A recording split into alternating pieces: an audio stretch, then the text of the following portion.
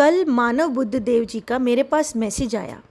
उन्होंने मैसेज में लिखा कि बाबा राम रहीम को 8वीं बार पैरोल मिली है, हमें इसमें कोई आपत्ति नहीं है, पर पूज्य आसाराम जी बापू को एक बार भी पैरोल नहीं मिली इतने वर्षों में। क्या ये अन्याय नहीं हो रहा है? आप क्या कहेंगी इस पर कीर्ति जी? मानव जी, जो आपने मुझसे यहाँ सवाल पूछा है, सो नंबर 1 यहाँ पर ये बात समझने की है कि पैरोल के रूल्स जो होते हैं वो हर स्टेट के डिफरेंट होते हैं।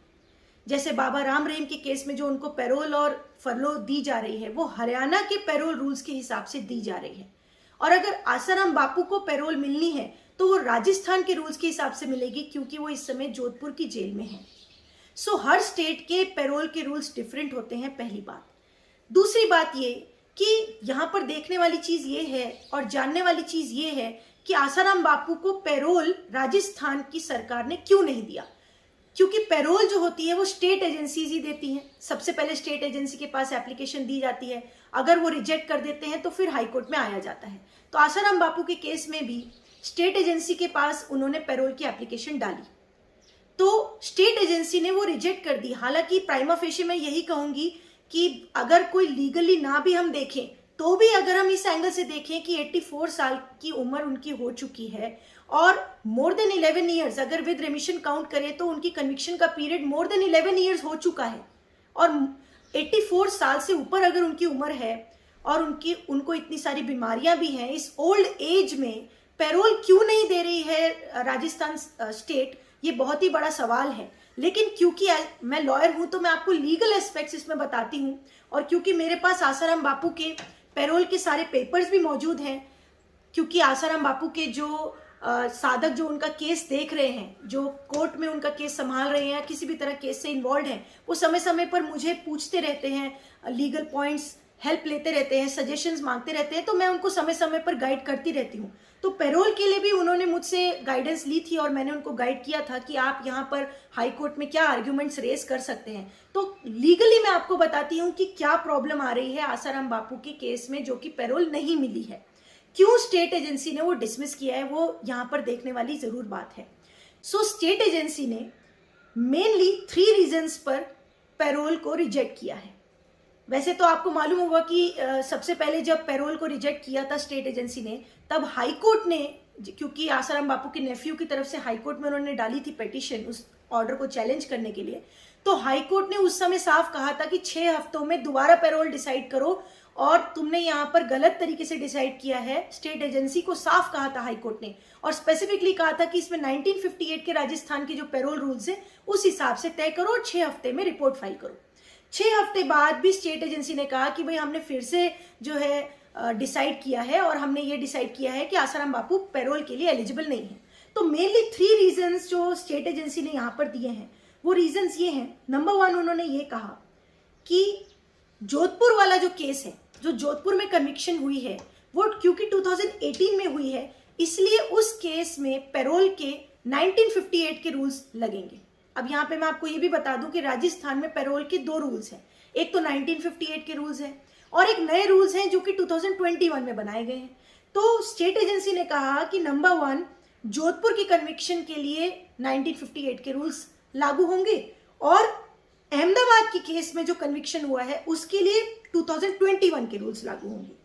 उसके बाद से बड़ा रीजन जो स्टेट एजेंसी ने हाईकोर्ट में दिया, वो ये कहा कि हमने इसलिए पैरोल रिजेक्ट किया क्योंकि राजस्थान पैरोल रूल्स जो 2021 के हैं, क्योंकि अहमदाबाद का कन्विक्शन 2023 में हुआ है, तो इनका कहना है कि 2021 के रूल्स लागू होंगे, इसलिए तो उन रूल्स का रूल 1 सबसेक्शन 3 ये कहता है कि they shall not apply to persons who have been convicted by a court martial or a court of other state।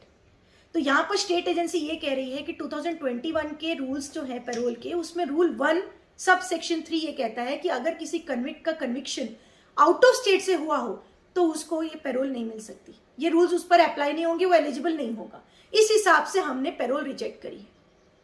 अब मैं आपको लीगली अगर बताऊं तो ये रीजन बिल्कुल ही इलीगल है, आर्बिट्ररी है और टेनेबल नहीं है in the eyes of law. ये जो रीजन स्टेट एजेंसी ने हाईकोर्ट के सामने दिया है कि हमने इसलिए पैरोल रिजेक्ट किया है, क्यों, मैं आपको सबसे बड़ी बात यहां पर बताती हूँ। ये जो 2021 के पैरोल रूल्स में रूल है, रूल 1 सबसेक्शन 3, यही एग्जैक्टली सेम रूल 1958 के रूल्स में भी था। 1958 के रूल्स जो पैरोल के रूल्स है राजस्थान के, उसमें यही सेम रूल सेक्शन 14A नाम से था। उसमें भी यही सेम बात लिखी थी कि अगर किसी का कन्विक्शन आउट ऑफ स्टेट में है, अनदर स्टेट से हुआ है, तो वो एलिजिबल नहीं होगा पैरोल के लिए इस रूल्स के हिसाब से। और उस रूल को 14A रूल को, जो कि सिमिलर है 2021 के नए रूल्स के हिसाब से, उस रूल को इसी राजस्थान हाई कोर्ट की एक जजमेंट है Om Prakash versus state of Rajasthan, ये 2002 की जजमेंट है। इसमें कोर्ट ने साफ कहा कि ये जो रूल है 14A 1958 के पुराने रूल्स वाला, ये अल्ट्रा वायर्स है आर्टिकल 21 और 14 ऑफ कॉन्स्टिट्यूशन के, यानी कि ये फंडामेंटल राइट्स के खिलाफ है, कॉन्स्टिट्यूशन के खिलाफ है और डिस्क्रिमिनेटरी है। साफ वर्ड बोला है कि ये साफ डिस्क्रिमिनेशन है जियोग्राफिकल ग्राउंड पे, कि आप जियोग्राफी के हिसाब से कि क्योंकि वो बाहर के स्टेट से कन्विक्शन है इसलिए यहाँ पर पैरोल नहीं मिल सकती, तो एक तरह से आप भेदभाव कर रहे हो। ऐसा साफ Om Prakash versus state of Rajasthan में कहा है कोर्ट ने, हाई कोर्ट ने, राजस्थान की हाई कोर्ट ने कहा है। तो अगर वही रूल जो पुराने रूल्स में 14A में था उसको कोर्ट ने अल्ट्रा वायर्स कहा है, वही रूल नए रूल में सेक्शन रूल 1 बन के आ गया है, तो क्या वो डिस्क्रिमिनेटरी नहीं है? जबकि वो सेम है, सेम वर्ड्स है, सेम रीजन है, सेम ग्राउंड है, सिर्फ रूल का नंबर बदला है, तो क्या वो डिस्क्रिमिनेटरी नहीं है? डेफिनेटली है, अल्ट्रा वायर्स है कॉन्स्टिट्यूशन से। इस हिसाब से जो ये ग्राउंड, जो ये रीजन सरकार ने दिया है हाई कोर्ट में कि हमने पैरोल इसलिए आसाराम बापू की रिजेक्ट की है, तो ये रीजन मेरे हिसाब से जस्टिफाइड नहीं है। और हाई कोर्ट में जो पिटीशन पेंडिंग है, जैसा कि आपको पता ही होगा कि हाई कोर्ट में आसाराम बापू की पैरोल की पिटीशन पेंडिंग है, जो कि इसी स्टेट एजेंसी के रिजेक्शन ऑर्डर के खिलाफ उन्होंने डाली हुई है। तो हाई कोर्ट में अच्छे से इन लीगल पॉइंट्स को उठाना चाहिए, अच्छे से कोर्ट के सामने बताना चाहिए कि किस तरह से आर्बिट्रेरली जो है पैरोल को डिसमिस किया गया है, रिजेक्ट किया गया है, और ये रीजन जो दिया है स्टेट एजेंसी ने वो जस्टिफाइड नहीं है। दूसरे रीजन जो कि स्टेट एजेंसी ने दिए हैं, वो उन्होंने ये कहा है कि क्योंकि लॉ एंड ऑर्डर की सिचुएशन अराइज हो सकती है। ये एक नॉर्मल सा ग्राउंड है जो कि हर पैरोल रिजेक्शन में जो है स्टेट एजेंसीज देते हैं। अब लॉ एंड ऑर्डर की सिचुएशन अराइज हो सकती है, इसके लिए सबसे बड़ा लीगल जवाब जो कि आपकी लीगल टीम के पास होना चाहिए हाई कोर्ट के सामने, वो ये होना चाहिए कि क्या कभी भी ऐसा हुआ है कि आसाराम बापू को पैरोल या फरलो दी गई हो और लॉ एंड ऑर्डर का सिचुएशन हुआ हो? ऐसा तो कभी हुआ नहीं है। तो आप कैसे कह सकते हैं कि लॉ एंड ऑर्डर की सिचुएशन अराइज होगी ही होगी? नंबर 2, अगर आपको ऐसा लगता है कि फिर भी आपको अगर ऐसा लगता है कि लॉ एंड ऑर्डर की सिचुएशन अराइज हो सकती है, तो आप उसमें कंडीशंस लगा सकते हैं। सुप्रीम कोर्ट की वेरियस जजमेंट्स हैं जो कि ये कहती हैं कि पैरोल कंडीशनल हो सकती है, जिसमें आप कोई भी कंडीशन लगा सकते हैं। तो स्टेट गवर्नमेंट कोई भी कंडीशन लगा सकती थी, और पैरोल कितने दिन की होती है? 20 दिन की, 21 दिन की, मैक्सिमम 1 महीने की। तो उसमें अगर कंडीशंस लगा देती स्टेट एजेंसी और कंडीशनल पैरोल दे देती, कंडीशंस में ऐसा भी हो सकता है कि आप एक ही घर में रहेंगे या पर्टिकुलर इसी एरिया में रहेंगे, इतने किलोमीटर से बाहर नहीं जाएंगे, या फिर आपके सिर्फ फैमिली ही आपसे मिल सकती है, या जो क्लोज्ड वंस हैं वो उतने ही लोग मिल सकते हैं, बहुत लोग नहीं मिल सकते हैं, आप सभाएं नहीं कर सकते हैं, मीडिया से बात नहीं कर सकते हैं, ऐसी बहुत तरह की कंडीशंस लगाई जा सकती हैं।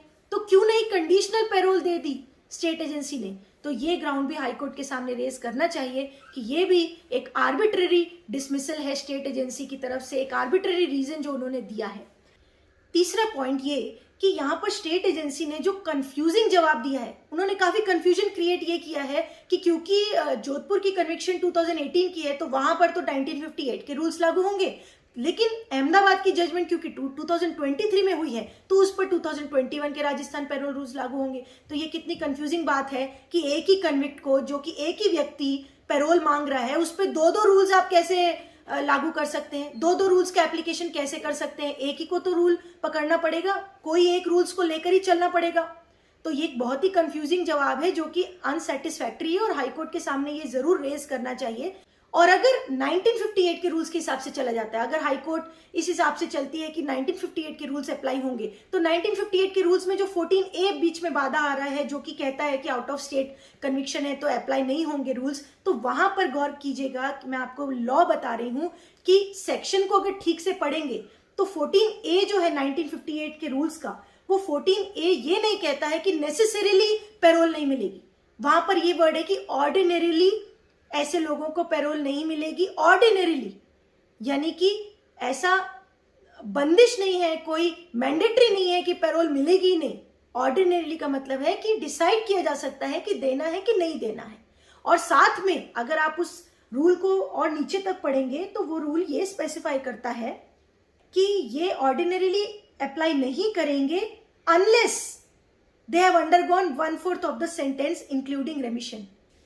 यहां पर ये मीनिंग हुआ, अनलेस का मतलब ये कि जब तक कि 1/4 सेंटेंस इंक्लूडिंग रेमिशन पूरी ना हो जाए कन्विट की। यानी कि ये जो 14A सेक्शन है ये भी पूरी तरह से बंद नहीं कर रहा है पैरोल देने के लिए। ये कह रहा है सेक्शन कि 1/4 सेंटेंस अगर हो गई है तो डिसाइड किया जा सकता है पैरोल। ऐसे लोगों के लिए भी जो कि आउट ऑफ स्टेट से भी कन्विक्शन है जिनको, तो 1/4 सेंटेंस तो आसाराम बापू के केस में हो चुकी है। विद रेमिशन अगर काउंट करें तो उनकी मोर देन 11 ईयर्स हो चुकी है और लाइफ इम्प्रिजनमेंट के लिए मैक्सिमम 20 काउंट किया जाता है, तो 20 के हिसाब से उनकी 1/4 सेंटेंस तो क्रॉस हो ही चुकी है। अच्छा, और एक रूल स्टेट एजेंसी ने बोला जो कि नए रूल्स 2021 में है, रूल 16(1)(c, वो भी एक रीजन लेके स्टेट एजेंसी ने कहा कि उसमें लिखा है कि जो सेक्शन आईपीसी के सेक्शन 376D(2) और F वाले जो है वो भी एलिजिबल नहीं है ग्रांट ऑफ पैरोल के जब तक कि half of the sentence with रेमिशन खत्म ना हो जाए। तो अगर ये रूल स्टेट एजेंसी कह रही है तो इस हिसाब से भी हाफ ऑफ द सेंटेंस तो आसाराम बापू की कंप्लीट हो चुकी है, तो उस हिसाब से भी इनको जो है पैरोल मिलनी चाहिए। क्योंकि अगर आप लाइफ इम्प्रिजनमेंट को देखें तो वो रेकन की जाती है 20 ईयर्स। 20 ईयर्स के हिसाब से हाफ ऑफ द सेंटेंस जो है वो 10 ईयर्स होनी चाहिए। और आसाराम बापू के केस में तो 11 ईयर्स 7 मंथ्स हो चुके हैं। 11 years 7 months is not a small thing.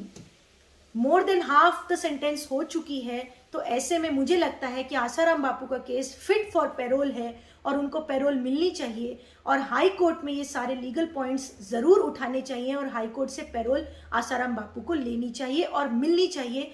मैंने लीगल पॉइंट्स इसलिए यहाँ पर बताए क्योंकि बहुत लोग ये तो बात कर रहे हैं कि आसाराम बापू को पैरोल नहीं मिल रही, उनको मिल रही, लेकिन आसाराम बापू को नहीं मिल रही। तो लेकिन लीगली क्या उसमें प्रॉब्लम आ रही है, क्यों स्टेट एजेंसी रिजेक्ट कर रही है, क्या रीजन दे रही है और उन रीजंस का क्या लीगल आंसर है, वो आज मैंने आपको बताया है।